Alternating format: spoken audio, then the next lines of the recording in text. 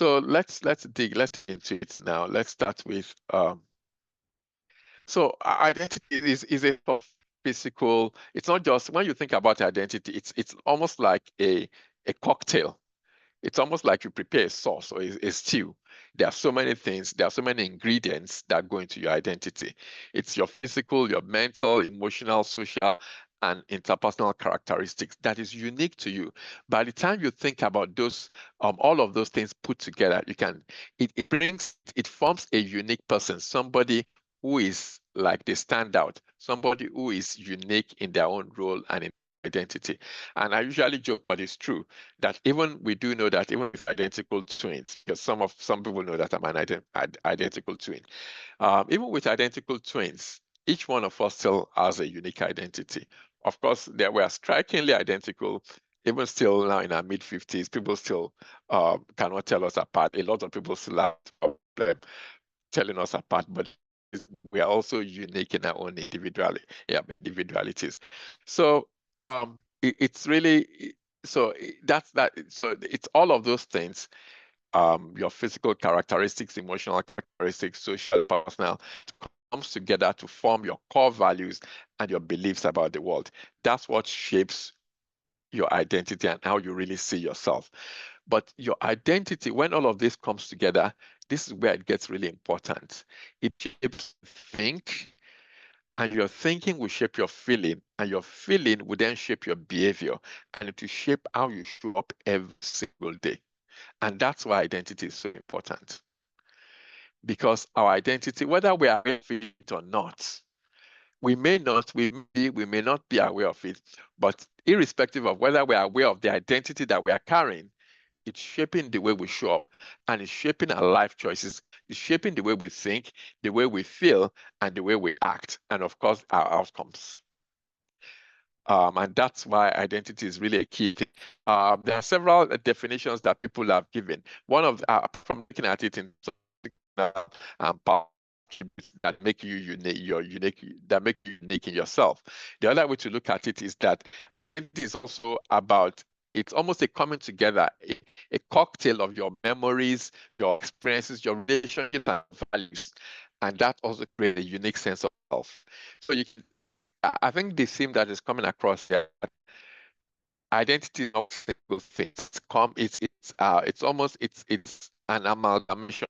It's a marrying together of several aspects of our lives that makes that helps us to come to the way we see ourselves at that particular point in time. And the other thing is that identity change. I was reflecting on this today and thinking 5 years ago, I really didn't see myself as that much. Even though I was doing it, I didn't see myself as a public mental health educator. But no, I think it's fair to say that that's the way I see myself. So identity can change over time. It can evolve. It can evolve.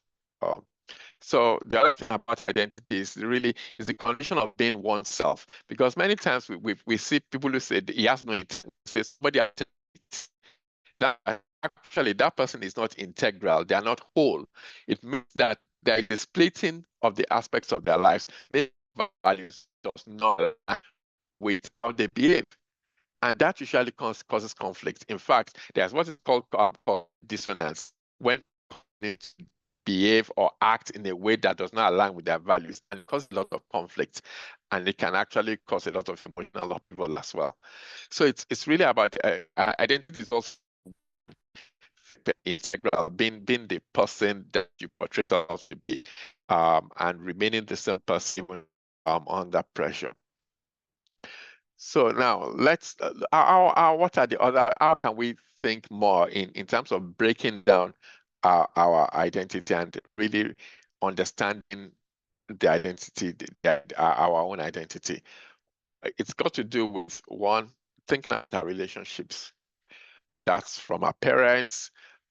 So for instance, I could think of myself as a parent, as a spouse, as a son, as a friend, as a worker, as a community worker, as a public speaker, as a church leader.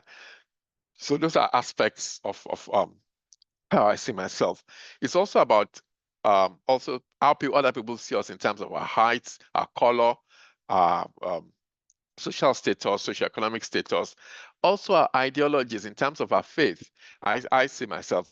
I am. I always say anytime anytime I speak, either publicly or privately, I will usually say that I'm a Christian man. That's who I am. That's my faith, and that's part of who I am. And it's not something I run away from. It's something I embrace. It's something I'm happy about. And sometimes it's also about people's political views. It's also about moral attitudes. But all of those things come together to shape the unique. That's why you can't have two people in the world out of 8 billion of us who are exactly the same, even when they're identical twins, because there is just all of those things come together to make you uniquely you. Uh, Identity comprises of multiple roles, like we've said earlier. It's the different things that we do: psychiatrist, public speaker, all of those things. Dad, spouse, husband. Um, but these are the interesting things about identity, that inevitably when crisis happens, the reality of life is that life has ups and downs. But sometimes when that happens, one of the things that happens is that sometimes we feel compelled to adapt our identity to suit situations, and that can also cause lots of crisis. It can cause a lot, because when we act contrary to type, when we act contrary to who we really are, that can sort of cause lots of crisis. So identity can also dictate the way we show up every day. It dictates our life choices. I always joke that there are certain things that Prince William won't do. Yeah, you won't, for instance, see Prince William go to public and, as far as I know, I don't think he smokes, but even if he did, you won't suddenly see Prince William go in front of Buckingham Palace and there was all the media watching, strike a match and then start smoking. That won't happen, because princes don't do that. Because there is something that's expected of him. There's a way princes conduct themselves. In the same way, our identity dictates the way we show up. It dictates our life choices. It dictates how we express. The other thing that identity does actually is it dictates our expectation of ourselves as well. I will say that in the last 5 years, I think, and I try to be as vulnerable as possible with some of these events. In the last 5 years, I think I've been more aware of the way I present myself in public, in terms of the way I talk, the way, even on social media, the things I comment on, the things I don't comment on, and the way I present in terms of my dress as well. Because there have been many times when I've been going about my own thing. I remember recently I was shopping, just doing my own thing, shopping, and somebody walks up to me, call me by my name, and whilst I'm still trying to recover from that, so they then say, oh, I know you're from cancer. So I'm quite aware as well, and those are the type of things about identity. So in the last, I would say that's something that I'm more conscious about now. It also shapes the way we treat others and the way we carry ourselves. I've just talked about the way I carry myself, in terms of how I'm now more aware of that. And over time, identity can evolve. And I think that's the whole essence of today, that we are not stuck by an identity that is not serving us. We can change things. One of the identities that I've embraced in the last, say, 3-4 years, late, a bit late, but last 3-4 years, is that I've embraced the identity that I'm a middle-aged man, and that's shaped my choices in terms of what I eat. I always put up my hand and say, uh, I'm as good as it comes when you talk about people who have a sweet tooth. I really I like my sweets, but of course, embracing being a middle man has meant that I'm more aware of that, and I'm intentional about the things that go into my plate. In fact, the things that go into my shopping cart when I go shopping, because if they go into the shopping cart, they will eventually end up on my plate. So the place to really be conscious about that identity is when I'm doing the shopping. If it goes into the shopping cart, it will eventually go onto the plates. So the best way to do, but that sounds like a joke, but it's really true in terms of how our identity, our see ourselves, actually shapes how we behave. One of them is also even the health choices I make and my commitment to taking care of my health. All of those things come from. So now let's do this type of short exercise. This is a model that somebody's used. This is actually from helpfulprofessor.com. It's a model to really just think about the identity that we portray and how we are carrying ourselves. Some people, in terms of, and it's used the acronym GRACES.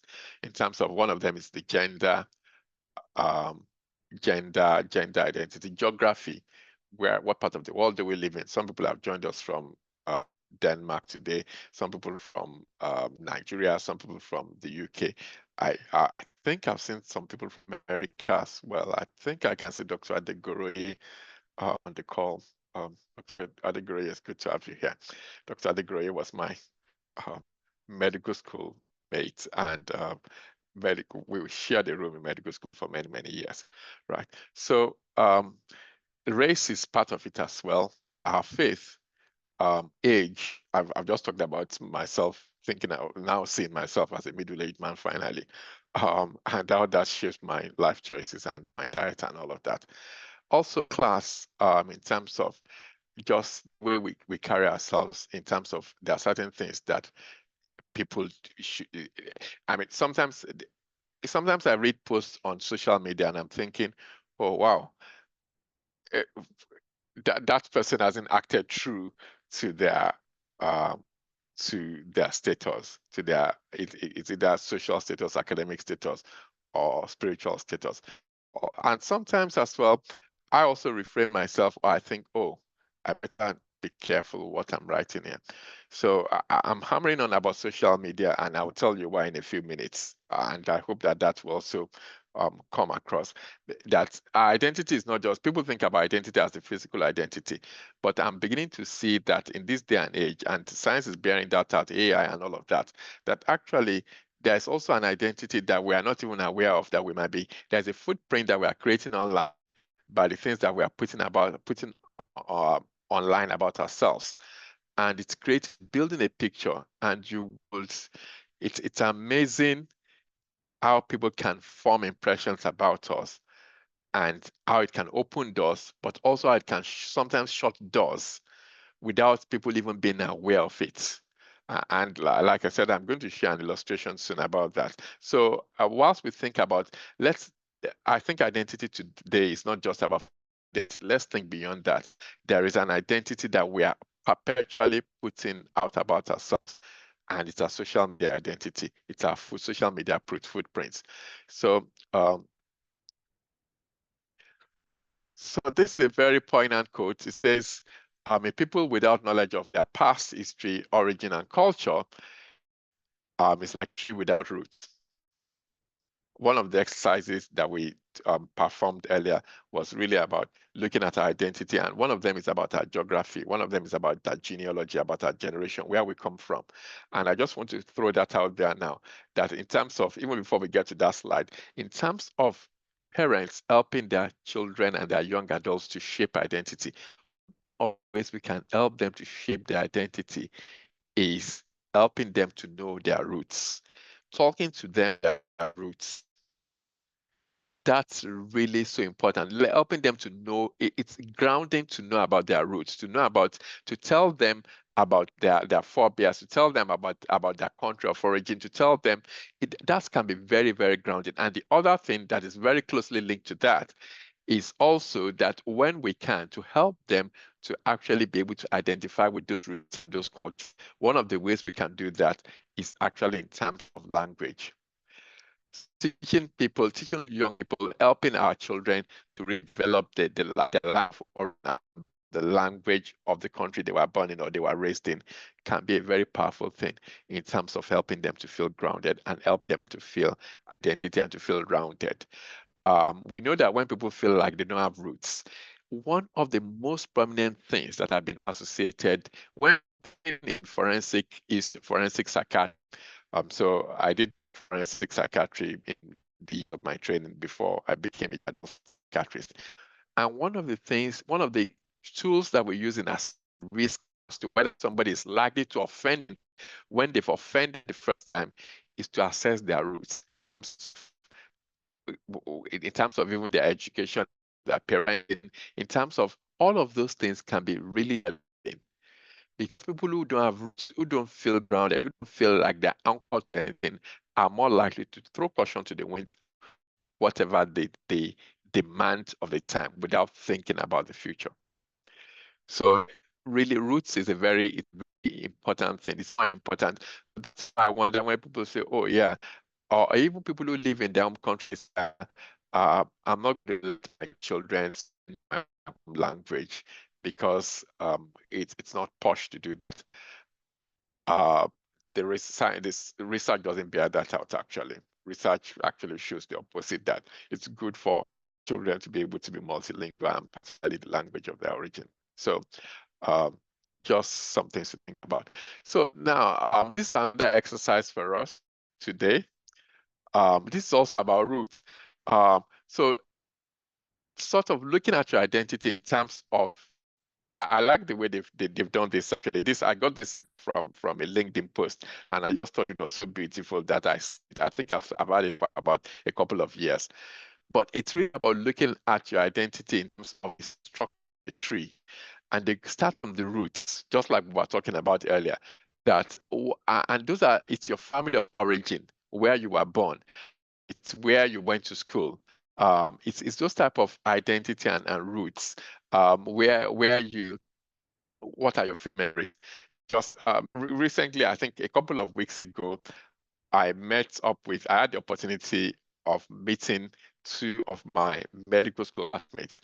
The thing is that we hadn't met for years, yet at that meeting, it looked like we'd never been separated for 3 days.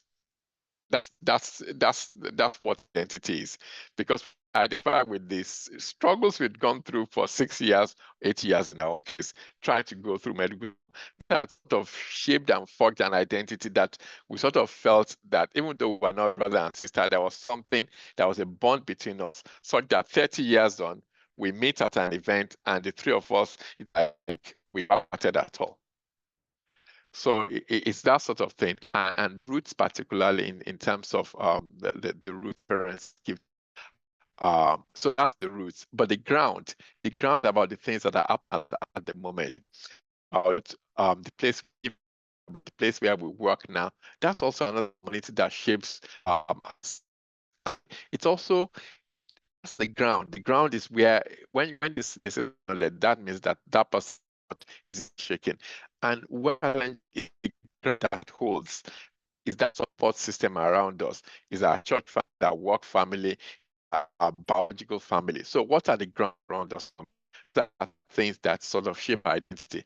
And then of course, really our skills, our abilities, and branches of that tree are the what are our goals, the things that we are aiming for, things that we are aspiring for in the future. Leaves of that tree, in terms of still thinking about identity, do with the important roles in our life. What of influences who has helped us? Who are the people that we can learn for support? Who are the support systems, the mentors, the coaches, the counselors, those people, and the fruits are the gifts. Because of identity is that people have a sense of purpose, people that they are contributing to community, who feel that they are not the community contributing into the community, have a healthier sense of self-esteem, and they are happier people, fulfilled people. That's the research that when people have purpose, general well-being and emotional well-being is remarkably better. Less anxiety, less there's less and the professor who is spent life studying happiness. I forget his name, but that's one of the messages he put out, that really people have a sense of purpose and who are involved in pursuing that purpose, in giving back, in contributing and putting it step, actually feel a little more fulfilled, they feel happier. And of course, the storms, like we've said, storms, those are some of the that's part of the beauty of life, the ups and downs of is at such times, how do we manage? What are the things that help us to cope? Those are also they are signatures. If somebody that at the least pressure, they fly off the handle, they become verbally aggressive, become aggressive as well, lose their calm on social media. That's an identity. That's something that they're portraying there. That's something they're giving out there. So it's about what storms do you think there might be in the future? It's also about the future. It's also about helping to sort of make sense and things. But so what are the drivers and shapers of identity? A lot of this we've talked about already. Genetics, we've talked about. Sometimes it's also health conditions and trauma. People are now saying that sometimes when people don't recover from trauma, will it be that that trauma has become an identity? Sometimes the sad reality of life is that sometimes I come across people who, unfortunately, from one life event to the other, from one trauma to the other, they are now at a point in which they are stuck. It's almost like it's difficult to imagine life being normal without having those crises, without being identified. It's almost like the trauma, the crisis has become an identity, and that's also something that that is possible and that can happen. And sometimes, even when it happens, people are not aware of it. And until one is aware of it, one will not realize that the reason why one is going from one cycle to the other could be that trauma has become an identity. It's almost like it's difficult to imagine life without having that trauma, having that identity. It's almost shaped. It's almost like that trauma has become the life that one's life radiates around, the core, the hub that life radiates around. So I just want you to take a 1 minute. Let's just take this 1 minute. I've been talking for a while. Let's just take this 1 minute to reflect. And the question, permit me to be, I don't mean to be rude, but let's just think about this for a moment. Who do you really think you are? Who do you really think you are? That's a question. And as you think about that, I want you to answer in terms of what words do you use to describe yourself in your inner world? That's when you think about yourself in your inner world, in your psyche, in your mental, in the most private space of your life where nobody has access to. It's just you and yourself. No human being has access to. When you think about yourself, what words? I've shared some of mine in terms of how I see myself. What words do you use to describe yourself? Some of them can be positive, but the reality is that I've talked about trauma identity. Sometimes as well, I've come across people who say, "Oh, yeah, that they are losers." I've come across people who say they identify themselves as never being able to do anything. They and the reality is that those things actually play out.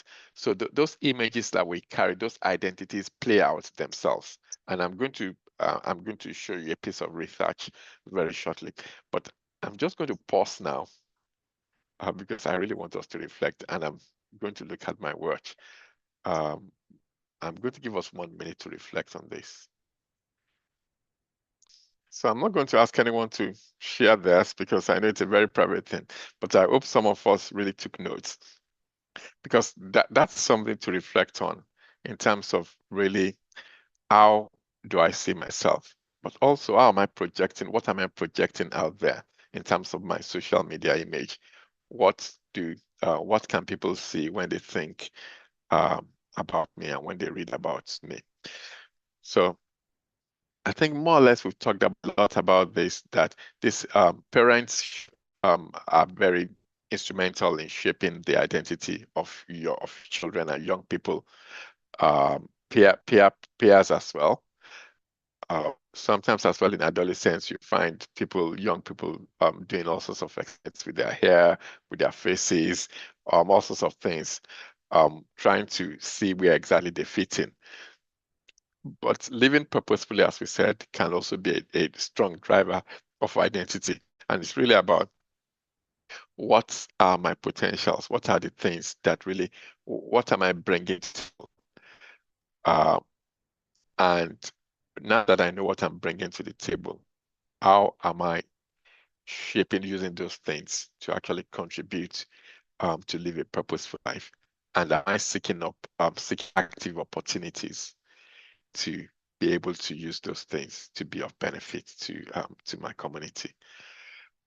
So now I wanted to talk about social media.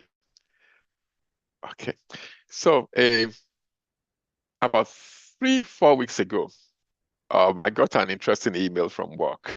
Um, so it's one of the leading clinicians in my organization. I think in the trust I work for, there are only about, I think as far as I know, there are only 2 professors. One of them gets in touch with me, sends an email and says, "Oh, yeah, I know it will come as a surprise that I'm sending you an email because we don't work together directly." But he said, "I need your help, please." He said, "I've got somebody who is doing I'm supervising somebody and they need I need you to support them. And the reason why I need you to support them is because they are currently doing a piece of research where they need to connect with people of ethnic minority, particularly Black ethnic minority immigrants, people who have just moved into the country. And this is where it gets interesting. It says, and from reading your LinkedIn posts, I can tell that you are well connected with the Black church leadership community. And I think that you'll be able to help this person. 2 things came to mind. One of them was, oh, yes, thank God, yes, I can help. There are a number of people I can put you in touch with. And I do know that that's not a problem. But what struck me most was this, that I hadn't even ever known for once that that person knew that aspect of my life. Because in fact, I barely knew that I didn't even think we were connected on LinkedIn. And the reality is that these days, people are now, research is showing that even employers, by the time they read an application, before people show up at the interview, they've already known their CV. They already know, sometimes for some of us, they know what we had for dinner last night. So really so social media identity is becoming, and that even I think there's a piece of research that actually shows that even in making employment hiring decisions, that people, employers or human resources executives look at people's social media profile to see whether they match the profile of the organization. And now there are also people whom what they put on social media years and years ago has come back to bite them years on as a result at time when they'd moved on, their identity had changed. Maybe they moved on into position of leadership, but somebody digs up some dirty mud about them and they smear it on them, and their image cannot stand the test of that period. And some of them have had to resign their jobs or had to leave ingloriously. And so identity is just more than the physical bit. It's also what we are putting online. We might just think it's just a flippant comment. It doesn't matter. Nobody's going to find out. But the problem is that we now know that it does happen. That people dig. These days, we all do it. When we want to meet with somebody, we go on social media, we go on Twitter, we go on LinkedIn, we go and look what's this person on about. And sometimes as well, when we want to look at the non-professional part of their life, we go on non-professional social media like Facebook to go and see what they do. So if we do it, we expect that it will be done to us as well. It's just the way it works. And I hope maybe there are younger people who are on the call who are reflecting on these things, because of course it's for all of us. Sometimes I see some posts and I just say, I cannot comment on this. It doesn't. I'm giving it a pass. I'm moving on. And it's just those things. It's really because this is the competition in the marketplace is so keen that we've got to be thinking 10 years ahead, 20 years ahead, and thinking that what I'm writing now, in 10 years' time, will I still be proud that I've written it when my status has changed? Maybe when I'm now in position of national leadership, how will what I've written now, how will it look in the light of the status that I'm about to acquire? So really very interesting. So in terms of identity, one of the strongest drivers, as we said earlier, is parental influence. Children don't choose identity; they internalize parent and cultural values. So we as parents and grandparents are the most powerful shapers of our children's identity. The other thing is that children define their own identity through the lens of how their parents see them. That's so if you have high expectations of children in terms of I expect you to do well. I know you are going to do well. I support you in doing well. They respond to that. When we have very low expectation of children, they respond to that. And that's also that children pick up whether in a very subtle way or undervalued children act true to expectation. Sometimes when children are playing, it's because they're looking for that attention. They are sort of which one way or the other, whether it's positive or negative. There was a piece of research that was carried out in California in the 1960s. Currently, in this day and age, it wouldn't pass the ethics committee. No ethics, research ethics committee would approve this, but it happened many, many years ago. So this is 50 years now. But this group of colleges, they came together and looked at primary school children in, like I said, it was in California. They looked at primary school children. They studied fifth graders and sixth graders. And what they did was that they performed an IQ test, did not tell them what the results were.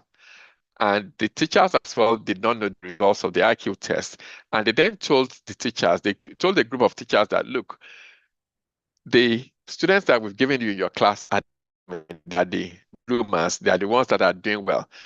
And then they left the other teachers. They didn't tell them anything. They just didn't tell them about their group of cohorts of students. When they did the IQ test, I think it was at the end of the year, what they found was that the students in the classroom where their teachers were told that they were bloomers, that they were students that did well, they behaved true to type because their teachers believed that they were teaching children that were brilliant.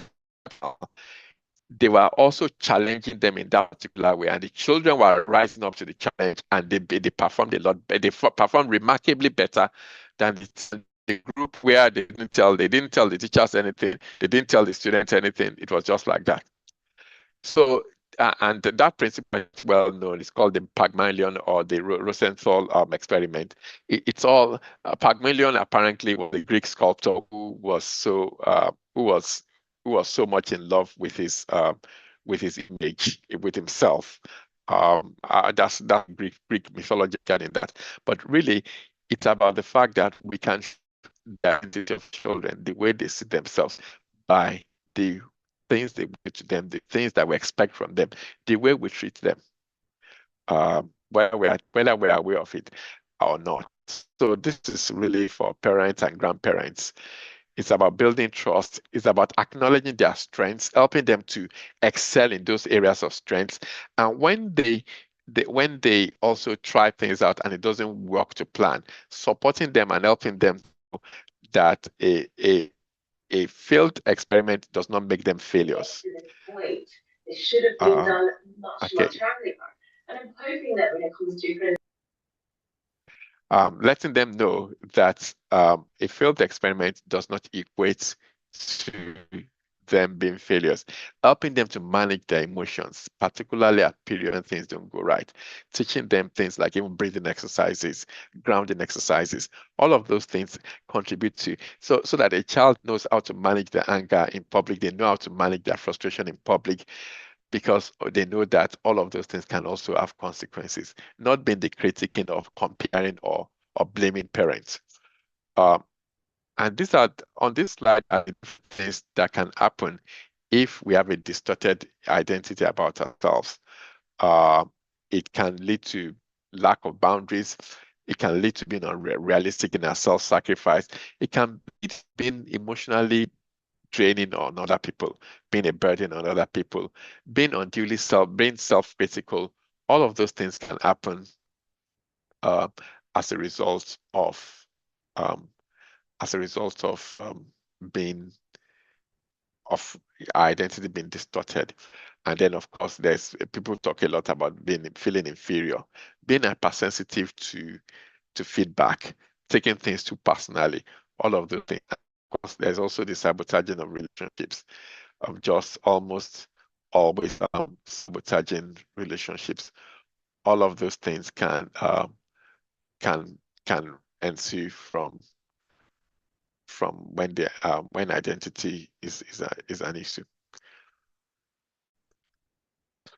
So, like I said, one of the things unique about Tripart Care is that we also look at at emotional well-being from the faith point of view. And one of the things that the Christian faith emphasizes is about the uniqueness of individuals and how we are fearfully and wonderfully made, how each one of us are uniquely crafted gifts from God. And some of the things on this slide and the scriptural quotations are things that are personally of benefit in shaping my own identity at the times when I've struggled with self-doubt, at the times when I've struggled with not feeling enough or capable, at the times when I've struggled with poor self-confidence, self-esteem. These have helped remarkably. Uh, Interestingly, I was speaking in church on Sunday and also talking about this. I've actually got a long list of uh, particularly how this relates to mental health, when we feel unconnected, when we feel abandoned, how certain scriptures can actually help us to put ourselves to challenge those ways of thinking. So for anyone who is interested in that, if you let us know, we can actually send you the full list.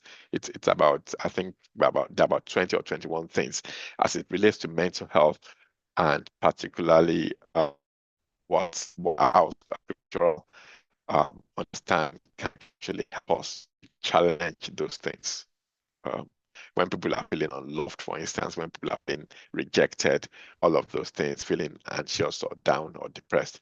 So factors contributing to positive self-identity. Now we are looking at how to shape identity. It's about relationships, family, interacting with family and friends, choosing the places where we interact. I always joke that one of the places I interact the most now is now LinkedIn, and and I've seen the benefit. I've seen the way it shapes the way I think about even my professional image. Uh, Helping to explore interests. Those things help you to really understand yourself more. And when you understand yourself more, you know what you're bringing to the table, and it helps you to be confident about serving what your uniqueness is. That's one of the beauties of identity, really serving, being unashamed about the uniqueness that we bring, the part of us that is unique, and that includes our race, that includes everything about us, presenting ourselves in a whole form, and being positive about that. And one of the other things that we could do is reflection. And that reflection can come through scriptural meditation. It can come through therapy. It can come through counseling, coaching, mentoring, journaling, all of this. I remember one of the most profound and positive things that anyone has ever, many, of course, my parents were brilliant, and I had so many beautiful role models in my life. But at some point in my career, when things were not going particularly to plan, I remember a coach of mine, really very noble, great lady. She said to me, I don't see you as somebody who is lacking in confidence. She said, I see you as somebody who is very grounded and somebody who is powerfully reflective, and uh, who is very careful in making choices. That's what's like it was like it flipped right side up. And sometimes we need people like that in our lives. Journaling. Sometimes it could also come through studying, through reading books. There are a number of books that I'm going to. So I'm not saying that those are the only books, but I'm saying that those are books that I've read and I can recommend them because they really helped me in in my own personal experience. So why does identity matter? It creates a self-awareness. It helps us to know what the likes and dislikes are. There's a group of illnesses or conditions in psychiatry or in generally mental health. It's not just psychiatry, it's psychology as well. That used to be referred to as personality disorders. It's really about when, as a result of trauma, as a result of adversity in childhood, that the person's personality and identity does not develop the way it should, and it begins to cause trouble in adult life. One of the things that is known commonly with those group of people is a distortion of identity, not knowing who they are. And that could be as a result of the experiences that have happened. But so the reason I'm saying that is that identity helps us to create self-awareness, and self-awareness can be a very powerful thing. Identity also helps us to make good choices, to project. If you see yourself if you see yourself as a leader, there are certain things that you do. There are certain things that you continue to do as well as you plan towards the aspirations that you have. Certain things, it's almost like you are investing into the future that you really see yourself in. It helps us to support resilience in crisis, in terms of you remain grounded. It helps to set boundaries. Certain things that I won't do, certain people that I won't interact with, certain things that I'm not going to get involved in because of the way I see myself and carry myself. It also helps in decision making. I also always joke that this year I've said more no's than yes to lots of things, and that's because the last 2 years I've sat down and thought, okay, exactly what am I on about? What, at this point in my life, what should I be investing my energy into? And so that has meant painfully I've had to say no to several things, but that's a good thing because it does mean as well that it's created the opportunity for me to be able to say yes to the things that are important. But it also participation. When we tribe, we can relate to that tribe and interact with them, and of course, ultimately self-esteem. So how does faith shape identity? We know it determines our personal values, our attitudes, and our beliefs. So like I said, there are certain things because of my faith that I wouldn't do. It can also create a sense of identity in terms of community. Faith and identity can be, in terms of our faith, can be a place where we have a community that is helps us to flourish and to be our best self. It can be a place of transformation, where we find purpose and we're able to somebody a good somebody who is in my social network says that that black middle class Britain, that the church is one of the breeding grounds for black middle class Britain. That's the place where a lot of people found their voice. A lot of people sharpened their public speaking skills and lots of things. And the church community provides an opportunity to be able to hone your skills so that by the time you then go out. And I know countless people who go to job interviews and they say, these are skills that I'm bringing, and they say, how can you demonstrate that? And they say, I've been doing it for the last 10 years in church. It works and it's true. I mean, I usually say, when I in public speaking, I will say I've been speaking for 30 years, and that's true. I've been speaking for 30 years, and no, but that's the reality. So church provides us an opportunity that sometimes we don't see, and that can also help. Faith can shape our identity that way. It can also be a place where we find solace in times of crisis. So I think I've talked about visible identity of social media. I'm not going to talk about that today. We're going to round up on authenticity. Authenticity is about coming to the world, presenting our whole self and not holding anything back, acting in ways that are true to ourselves. The unique thing about this tapestry is that it's so unique. Each of these are handmade, so you can have two of them. Because there's no way, no matter how accurate you are, if you make something by your hand, there's no way that two of them can turn out the same way, even if you follow the same pattern and it's the same person doing them.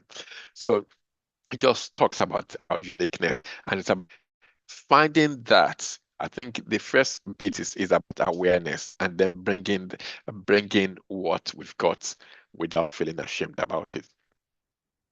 So really, that's about authenticity. Authenticity is about really understanding what we are bringing, what's unique about our personality, but it's also about even some of the challenges and the hurdles that we've got, some of the experiences that we come with. When I'm teaching medical students, I usually say that one of the experiences that shaped the way I teach, for instance, is my own experiences in medical school, and I didn't go to medical school in the UK. So it's some of those things. It's some of even the ups and downs. The reason why I decided to be a medical educator, at least in terms of teaching medical students, was because I had experienced what it meant to have challenges progressing in medical school career. So I didn't want that to happen to other people, and so it's my ambition to make things as easy and as simple for other people. So sometimes we think about identity as just the good things. Sometimes it's also the not so good things at the time that can actually help us to shape who we are, but it turns out we turn out better people. So what are the things that can help that authenticity? It's about observation, and that observation can come through several things: journaling, um, feedback, obtaining safe feedback from people who are going to genuinely tell us, give a feedback, but in a nice way, not in a damaging way, not in a critical way. Obtaining support, that could be pastoral coaching, mentoring. It could also be committing to spiritual and personal development, reading books particularly. I'm a fan of reading, and allowing time to reflect. Just sometimes, I think in the social media age, one of the things that the social media age is robbing us of is personal time for reflection. Reflection is becoming such a sacred thing now because everywhere there's just so much noise, there's just too much distraction that if we are not intentional, we just live one day into the other, into the other, into the other, and we never really pause and step back to reflect. And really, we can't get to know the full grasp of who we are bringing to the table, except we have moments when we step back and we reflect. So now I'm rounding up. Those are some of those are really related to, like I said, today's edition is the Black History Month edition. So that's why there's quite a lot of things on race, and the Royal College of Psychiatrists has produced a very beautiful document, which I've quoted is the first one there. Improving care. It's really about it's really about supporting race, supporting the equality, and particularly with the viewless of race. Really very brilliant document for those who would like to check that out on the Royal College of Psychiatrists website. There's Every Mind Matters, that's generic for mental health generally. But VARCharacter.com, VAR character is value inspired assessment, character.com. That's really about what are your strengths, because part of your identity is knowing what your strengths are. And 16personalities.com, for those who've been on it for a while, you know that I'm always raving about that. Brilliant tool that is free. Both character.com and 16personalities.com, by the way, they are free online tests. If you wanted to pay for them, there's an upgrade, but the free online test will give you enough as to what you need to know. Neurocycle app, Dr. Caroline Leaf, that's an app that she's developed to really help us to be in touch with our innermost thinking and to challenge those thinking, because identity is also, you can't shape your identity until you shape the way you think. So that's another. So these are there's of course Tripod Care. We've got a website. I don't talk about it often, but our YouTube channel appears to be the one we use the most. Sometimes I hear people who say, oh, I would like to connect with I want to go for therapy, I want to go for counseling, but I want to connect with somebody who understands my culture, my faith, and my race. All of those, there are some tools here. One of them, lifespanpsychology.co.uk, for instance, is a place where you can get that. There are a team of psychologists that come together and they meet, they provide, they are very inclusive. In several ways. That includes neurodiversity, that includes culture, that includes faith, and that's an organization that I would recommend without reservation in terms of if you are looking for a therapy that is really tailored towards that's going to address where you can you can feel that you can connect with somebody who's aware of your culture and your background. There's also the BATTN, that's British Association of Asian, and I think it's Asian and Black Therapy Network. And Food for Purpose, that's an organization that targets the community as well. It's really about physical health, but particularly about how our food affects our physical health and of course our mental health. And they do workshops. They provide workshops to churches about come together and deliver training to churches in terms of how members can really look at health, but in relation to what we put in our mouth. So books on discovery of identity, purpose, that sort of thing. The assignment, these are all these books, I've read all of them. So I'm saying that because I'm not recommending anything that I've not read, and it's because I know the content was brilliant and how transformational it was for me. That's why I would recommend them. It doesn't mean that every other person will find them helpful, but I did find them helpful. Beneath the white coat, Doctors, Their Minds, and Mental Health, is really about medics. I'm sure there must be some medics on the floor today. This book by Professor Claire Jarada, who was, I think she's still the president of the Royal College of General Practitioners. She wrote about the mind of a doctor, and she gets it because she's not only a doctor herself, she's a professor of general practice, but also a doctor's daughter. So she got it. She got it was from the womb. She's been processed like that, and it's one of the most revealing books about the minds of doctors and why we think and behave the way we do. A really brilliant book. Comes it comes really highly recommended. So this is the program. So the last event for the last Tripartite Care Hub for this year is not going to take place on the last Thursday of December, but it's not going to be on the last Thursday of November, but it's going to be the first Thursday of December, and it's going to be on emotional intelligence. I'm looking forward to that. That's something, emotional intelligence is something that I've spoken about at several guests, as a guest speaker at several events, but I've never really spoken about emotional intelligence here on this group. So I'm looking forward to that. And then we are going to enter January hitting the ground running, overcoming toxic thinking, because one of the easiest ways we can take hold of our year is to take hold of our thinking. One of the most profound ways we can shape the future, the direction of our year, is to shape the direction of our thinking. That scripture is science, is social, every evidence, look at science, it supports, everything supports that. And then we're going to look at relationships and mental health in February, anxiety in March, heart of self-care, and it goes on. And in June, we are looking at menopause and mental health. I'm also looking forward to that. And that's all the things that Tripartite Care does. Like I said, we offer church. I'm training to church leaders, to churches. We can deliver bespoke training, keynote speeches, work, mental health, and well-being consultancy. And those are part of the themes that we go through.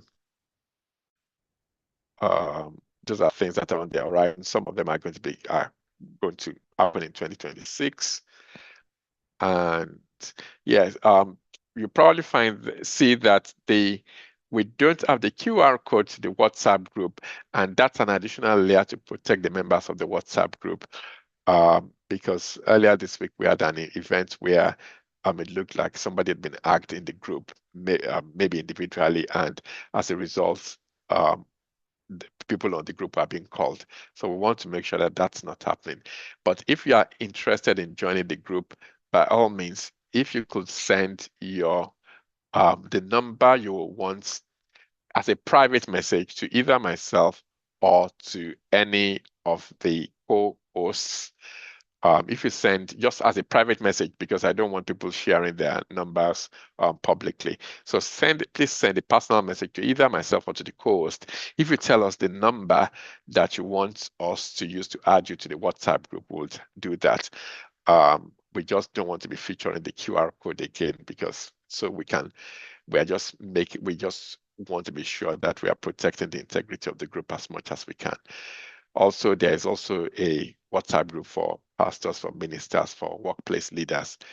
Also, and when you send us the personal message, just let us know which of the groups you want to be added to.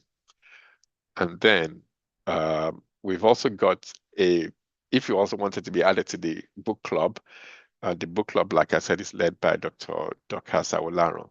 And the book that we are currently going through, it's The Body Keeps the Score, brilliant book on trauma, understanding trauma, and healing from trauma. And that's our Tripod Care Instagram page.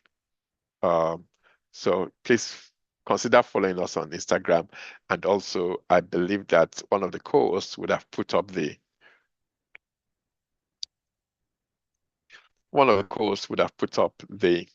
link to the YouTube channel. For instance, if you would like to have the recording, to be able to access the edited recording of today's event and all the other events we've had over the years, if you subscribe to the YouTube channel, then it means that when the video is uploaded, you will be informed and you'll be alerted to that. And that's the final slide. So thank you, everyone who have attended. Thank you for your participation as